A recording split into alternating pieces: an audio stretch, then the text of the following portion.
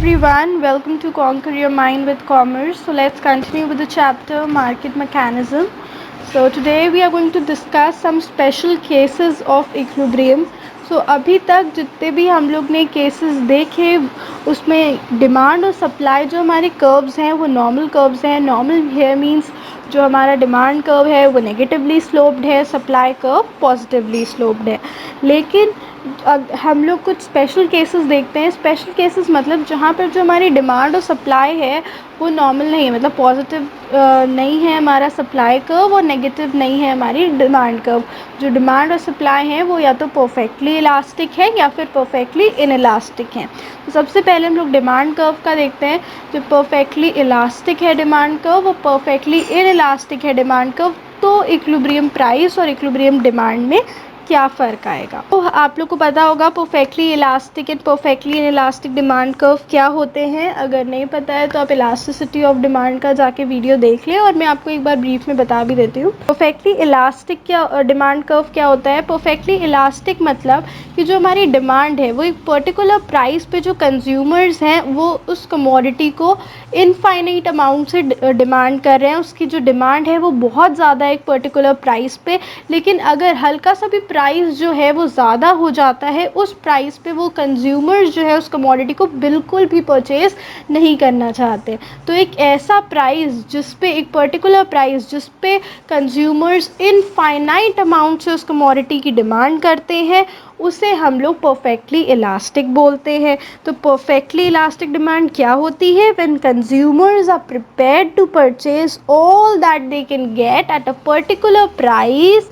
but nothing at all at a slightly higher price than the price elasticity of demand for a commodity is said to be infinite.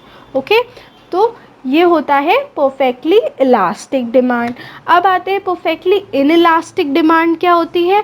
Perfectly inelastic demand वो demand होती है जब quantity demanded किसी भी एक commodity की does not respond to a change in its price then the elasticity of demand is zero. मतलब demand जो है उसको कुछ फ़र्क ही नहीं पड़ रहा प्राइस कितना भी हो. प्राइस ज़्यादा है तब भी उतनी डिमांड है, कम है तब भी उतनी है.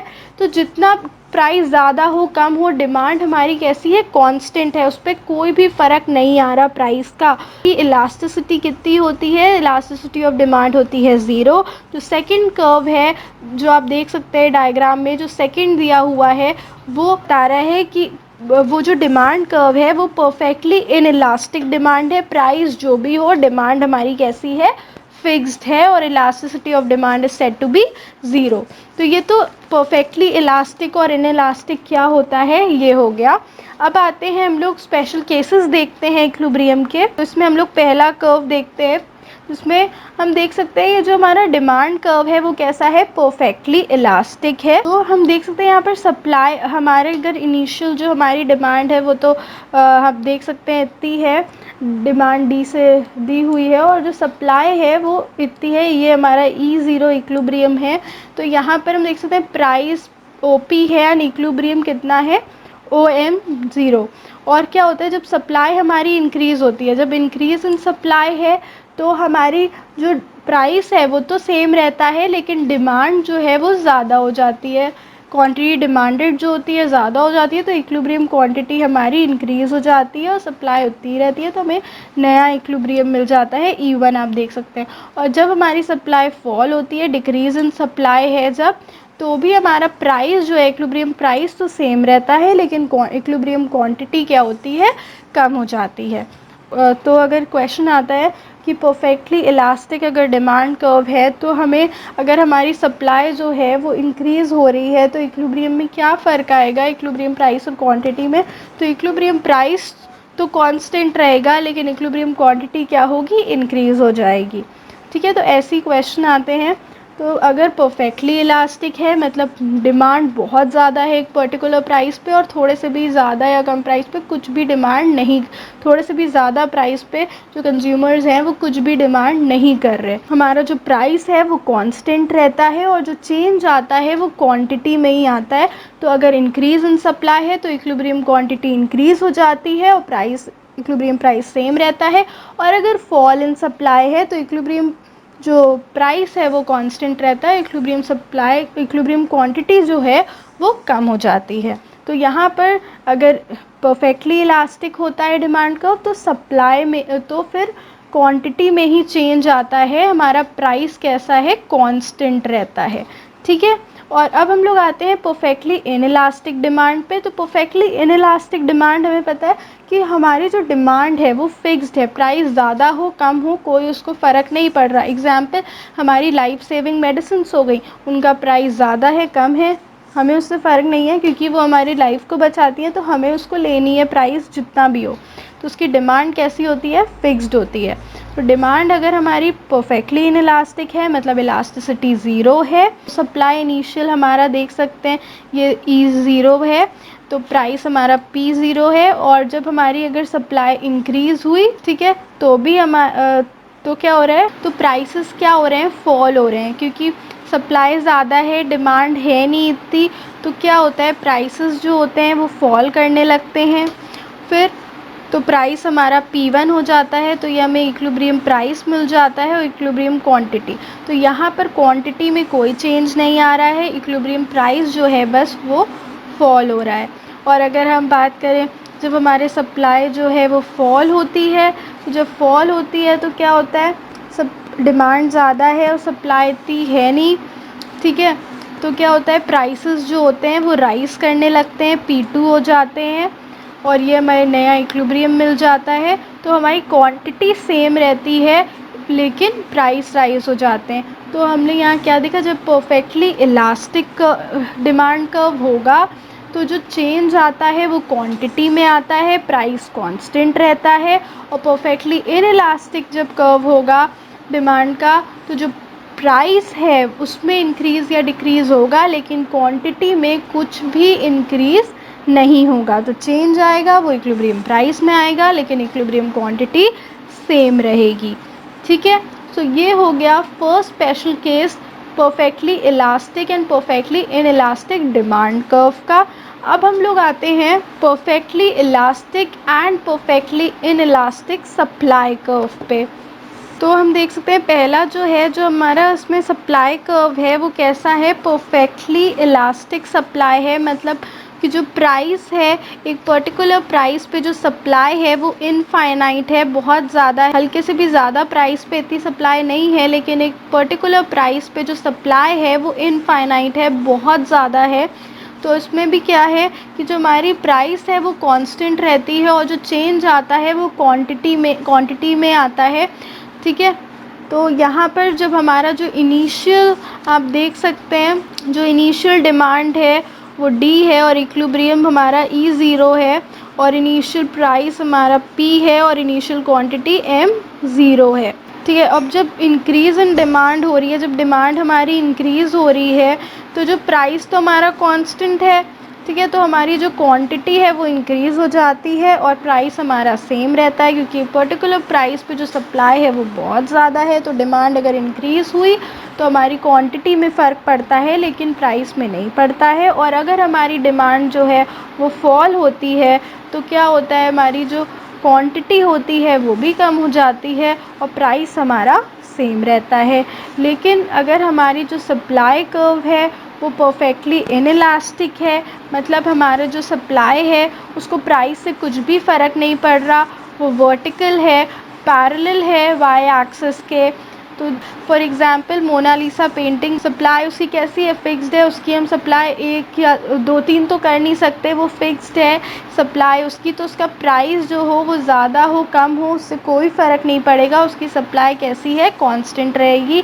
तो अगर इनिशियल डिमांड उसकी कर्व जो आप देख सकते हैं D से रिप्रेजेंटेड है और इक्विलिब्रियम E0 है, और अगर हमारी डिमांड जो है वो इंक्रीज़ होती है तो हम देख सकते हैं जब हमारी डिमांड जो है वो ज़्यादा है तो हमारी जो इक्विलिब्रियम, तो हम देख सकते हैं जब हमारी जो इसमें भी अगर डिमांड जो है वो इंक्रीज़ या डिक्रीज़ हो रही है तो जो चेंज आ रहा है वो इक्विलिब्रियम प्राइस में आ रहा है, या तो इक्विलिब्रियम प्राइस इंक्रीज़ हो रहा है या तो डिक्रीज़ हो रहा है, लेकिन हमारी जो क्वांटिटी है वो कैसी है, फिक्स्ड है। ठीक है, तो ये तो हो गया perfectly elastic and perfectly inelastic supply curve के केसेस। तो ये कुछ स्पेशल केसेस थे हमारे जिसमें आता है perfectly elastic and elastic demand curve and supply curve. ठीक है, तो होप आपको ये क्लियर होगा। तो अब हम लोग देखते हैं टाइम एलिमेंट के कॉन्सेप्ट को। तो 4 तरीके के टाइम पीरियड होते हैं। वेरी शॉर्ट पीरियड जिसको हम लोग मार्केट पीरियड भी बोलते हैं, short period, long period and very long period. तो वेरी शॉर्ट पीरियड वो पीरियड होता है जो बहुत छोटा है और एब्सोल्युटली फिक्स्ड होती है हमारी सप्लाई। हम उस वो पीरियड जहाँ पर हमारी सप्लाई फिक्स्ड है, हम सप्लाई में कोई चेंज नहीं कर सकते। एक बार वो गुड्स आ गए मार्केट में तो उसकी सप्लाई को बिल्कुल चेंज नहीं करा जा सकता। तो यहाँ पर डिमांड जो होती है वो इम्पॉर्टेंट रोल प्ले करती है कि अगर ज़्यादा डिमांड होगी तो फिर प्राइस ज़्यादा होंगे और अगर डिमांड कम होगी तो प्राइसेस क्या होंगे, कम होंगे। तो यहाँ पर एग्जांपल आती है हमारी पेरिशेबल गुड्स की। वो गुड्स जैसे कि फ्रूट्स, वेजिटेबल्स, मिल्क प्रोडक्ट्स, तो एक बार मार्केट में वो आ गए तो उसके बाद उसकी सप्लाई कैसी है, फिक्स्ड है। जब तक कि अगले दिन फिर और सप्लाई नहीं आती तो वो उस पीरियड के लिए जब हमारी सप्लाई जो है वो फिक्स्ड होती है, हम उसको इंक्रीज़ या डिक्रीज़ नहीं कर सकते। तो वो होता है हमारा short period, very short period या फिर मार्केट पीरियड। यहाँ पर डिमांड इम्पॉर्टेंट रोल प्ले करती है। अगर डिमांड ज़्यादा है तो प्राइस ज़्यादा चार्ज होगा, डिमांड कम है तो फिर प्राइस कम चार्ज होगा। तो ये तो हो गया वेरी शॉर्ट पीरियड। फिर दूसरा आता है हमारा शॉर्ट पीरियड। वो पीरियड जहाँ पर हम लोग जो चेंज है वो हम लोग अपने वेरिएबल फैक्टर्स पे कर सकते हैं। अपने कैसे हम ज़्यादा से ज़्यादा इंटेंसिव यूज़ करें फिक्स फैक्टर्स को हम लोग अच्छे से उससे आउटपुट ले, अपने वेरिएबल फैक्टर्स को ज़्यादा से ज़्यादा उस पर फिक्स फैक्टर्स पे लगाएं जिससे कि हम लोग अपना जो आउटपुट है वो इंक्रीज़ कर सकते हैं। तो यहाँ पर जो चेंजेस हैं वो हम वेरिएबल फैक्टर में ही कर सकते हैं, हमारे फिक्स फैक्टर्स को, जिससे कि हम उसका अच्छे से इंटेंसिव यूज़ करें और अपना प्रोडक्शन को इंक्रीज़ करें। तो ये होता है हमारा शॉर्ट पीरियड। तो थर्ड आता है हमारा लॉन्ग पीरियड। लॉन्ग पीरियड वो पीरियड होता है जहाँ पर अपनी हम सप्लाई को एडजस्ट कर सकते हैं चेंज इन डिमांड के अकॉर्डिंग। मतलब जैसी डिमांड में चेंजेस आ रहे हैं उसके अकॉर्डिंग हम अपनी सप्लाई में चेंजेस कर रहे हैं।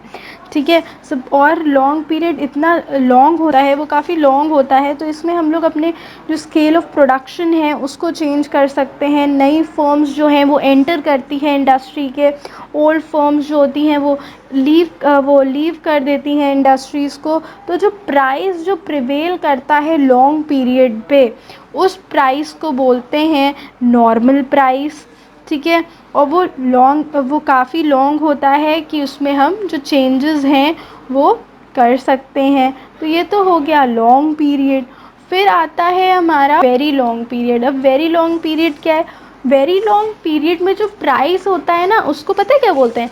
Secular price. सेक्युलर प्राइस क्यों बोलते हैं? क्योंकि वेरी लॉन्ग पीरियड वो पीरियड होता है जहाँ पर हम फुल एडजस्टमेंट कर सकते हैं, डिमांड को लेके, सप्लाई को लेके हम पूरा चेंजेस कर सकते हैं। तो लॉन्ग पीरियड में हम लोग सप्लाई में चेंज कर सकते हैं अकॉर्डिंग टू द डिमांड। ठीक है, लेकिन वेरी लॉन्ग पीरियड में हम लोग दोनों को ही चेंज कर सकते हैं, पूरा हम एडजस्ट कर सकते हैं अपनी डिमांड को, अपनी सप्लाई को, दोनों में ही एडजस्टमेंट किया जा सकता है। और इसको जनरलाइज करना कि डेफिनेट जनरलाइजेशन इसका पॉसिबल नहीं है क्योंकि अब बहुत ही लंबा पीरियड है। तो क्या होता है, पॉपुलेशन चेंज हो जाती है, टेस्ट चेंज हो जाते हैं, न्यू इन्वेंशंस होते हैं, टेक्निक्स ऑफ प्रोडक्शन नई आ जाती हैं, तो इसमें फैशन चेंज होता है। तो ये वेरी लॉन्ग पीरियड में तो जो हमारी डिमांड और सप्लाई है दोनों को ही हम चेंज कर सकते हैं जैसे भी हम चाहें। तो इसको प्रिडिक्ट करना इज़ वेरी डिफ़िकल्ट। तो ये 4 एलिमेंट्स होते हैं। तो वेरी शॉर्ट पीरियड जिसको हम लोग मार्केट पीरियड भी बोलते हैं, short period, long period and very long period. तो ये तो 4 एलिमेंट्स हो गए टाइम एलिमेंट के। ये 4 टाइप्स की हमारी टाइम पीरियड्स होते हैं। तो ये तो हमारे कॉन्सेप्ट हो गया मार्केट मैकेनिज़्म का। इसमें 2 और कॉन्सेप्ट्स आते हैं, वो है प्राइस सीलिंग और एक आता है मिनिमम प्राइस लेजिस्लेशन, जिसको हम लोग फ्लोर प्राइस भी बोलते हैं। तो आगे के फर्दर वीडियोस में हम लोग इन दोनों कॉन्सेप्ट को डिस्कस करेंगे। और अगर आपको कोई भी डाउट हो इस चैप्टर से रिलेटेड या जितना अभी तक हम लोग ने पढ़ा है, कोई भी चैप्टर से रिलेटेड आप कमेंट सेक्शन में पूछ सकते हैं। And stay tuned for more videos and thank you so much.